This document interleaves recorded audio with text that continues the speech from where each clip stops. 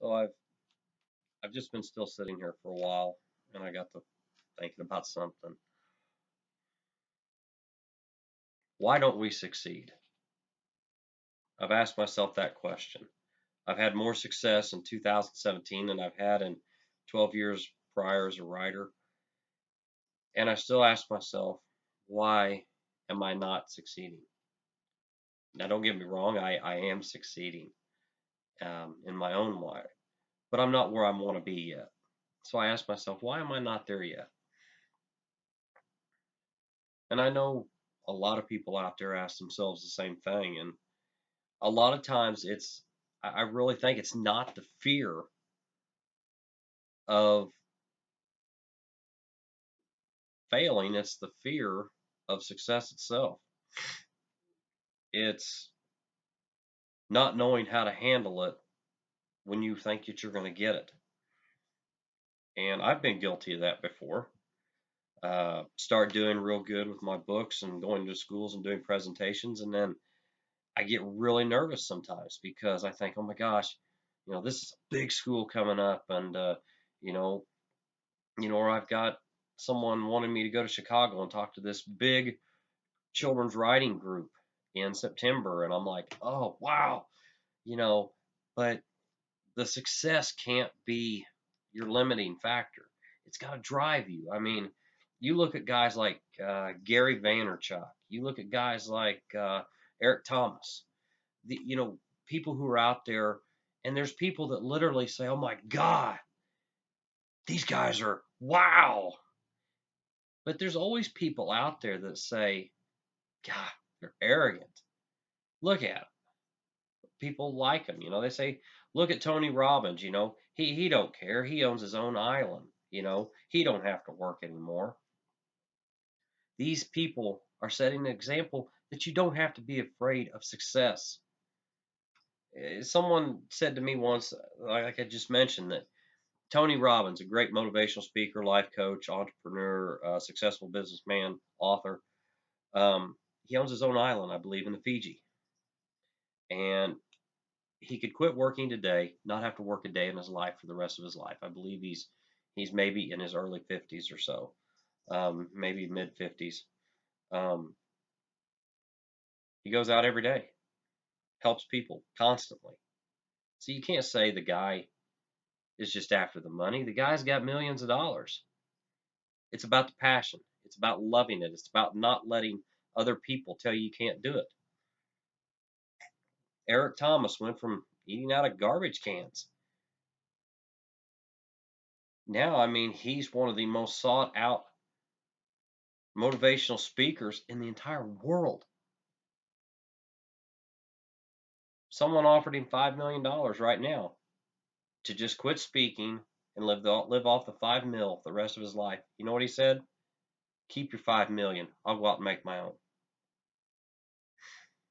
And there was a time that when I first started listening to Gary Vaynerchuk and all these guys I recommend, when I first started listening to Gary, I thought, God, he's arrogant.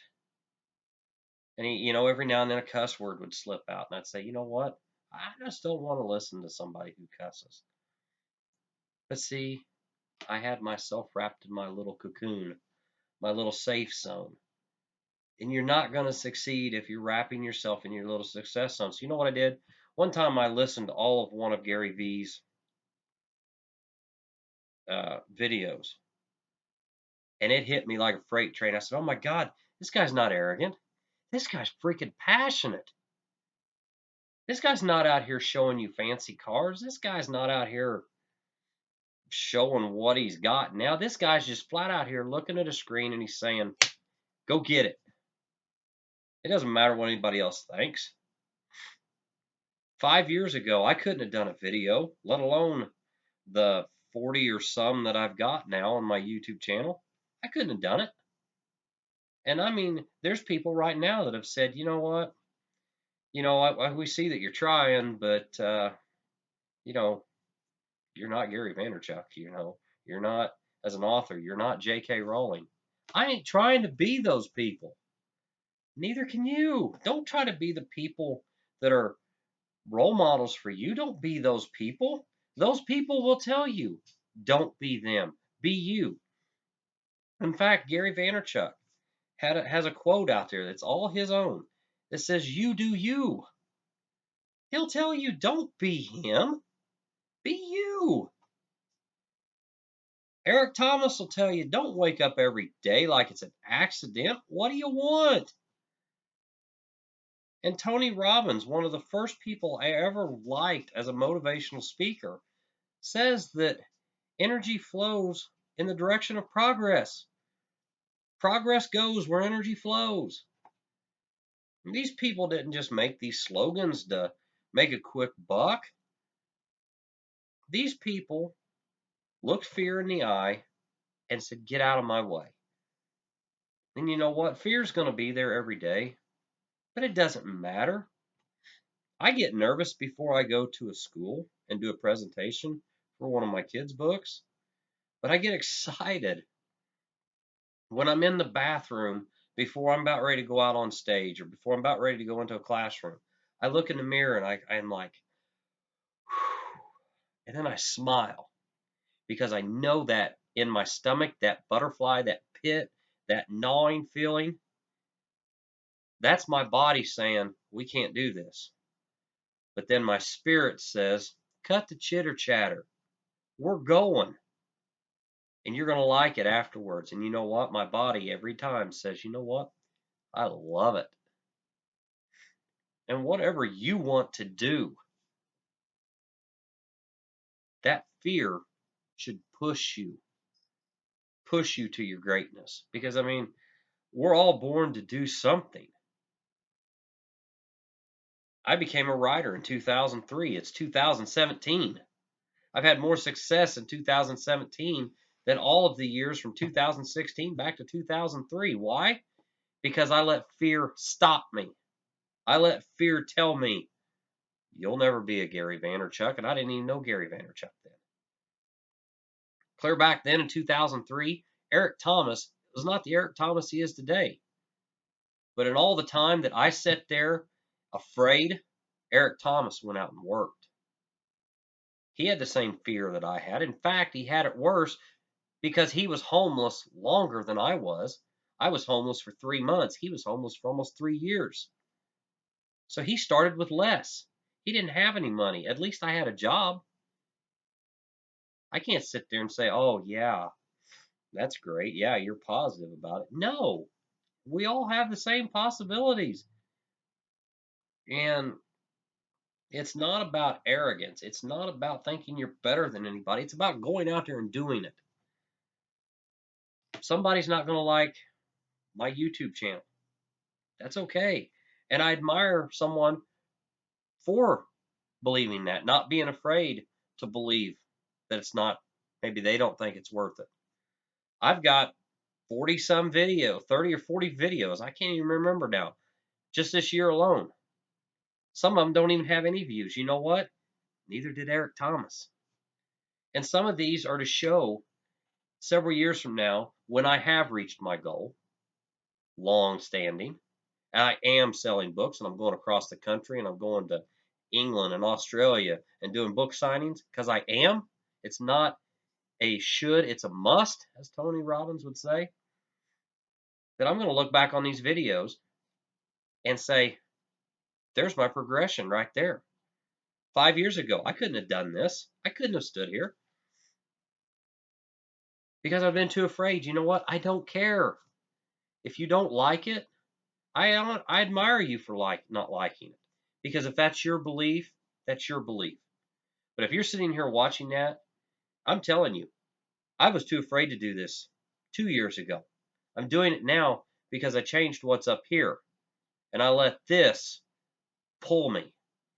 I let it pull me and push me and prod me to the point where the fear of being nothing was greater than the fear of the unknown. Because, motivational speaker Les Brown once had, he's got an amazing saying. He said, people will stick with an unknown, people will pass up an unknown heaven and stay with a known hell. I know people in my life right now that literally are in a bad place in their life simply because they fear the unknown. Well, I don't know what's coming. No one does. Do you think Colonel Sanders, when he struck out 900 and some times trying to sell his chicken recipe, do you think he was worried about it? No. So Colonel Sanders was just as broke as we are. Just as broke as I am. The only thing is he stuck with it.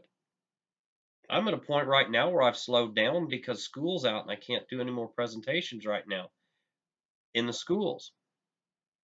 School's not always going to be out. And as I grow, I'm not always just going to do schools. I'm going to do other things, but I'm going to keep going.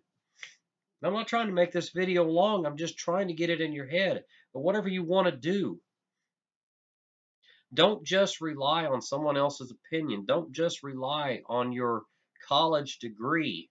I mean, you got to have an education, but an education isn't always book smarts. It's about common sense. It's about street smarts. It's about being savvy about what you want to do. You know, I've had my kids before say, Dad, I can't imagine. You get up, you don't have to be to work until 2:30 in the afternoon when school's in session. Why are you getting up at 4:30, 5 o'clock in the morning? I look at that kind of question and I joke with my own kids and I say, why aren't you? My son this morning got up at 5 o'clock. He went to work with me because we're working during the day. Kid put in 8 hours work. He's 13. I could see how he realized what it's like. Get up early, put it in, and then when you put it in, sit back and go, yeah, did it. Instead of waking up at 10 or noon and saying, I just don't know why I can't succeed. And really, that's life. It's going after what you want. 2 years ago, I thought I was going to be homeless. I got through a divorce. I was left with just the house. I was sleeping on a hardwood floor. In fact, if you go to my YouTube channel for Levi B. Fox, you're going to see the first video where I literally had nothing. I think I had just gotten furniture for the first time since my divorce, and I was excited about that. And I had nothing. Now I own 3 houses. Hard work, building my credit up, making it happen. Not just sitting on the couch and being afraid. Made this YouTube channel. Got on Twitter. Got on Instagram. And extended my audience. It happens, but you got to put in the work. And I don't care what anybody else thinks. It doesn't mean that I don't like anybody. I don't want to dislike anybody. But it means as far as me, at the end of my life, I'm going to go out there and I'm going to do it because I don't want any regret. Regret is the ultimate failure. And to be 90 some years old and about on your deathbed and say, God, I wish I'd started that YouTube channel. I wouldn't have cared what anybody thought. That's a poor time to think about it. So just go for it. That's all you can do. Go for it. Swing for the fence. Because if the one swing that you don't make is the one you don't take. And I would rather swing a million times and strike out than to strike out because I didn't swing, because then I'm going to sit on the bench of life with regret. So go for it. There's no time like today because you're not promised tomorrow.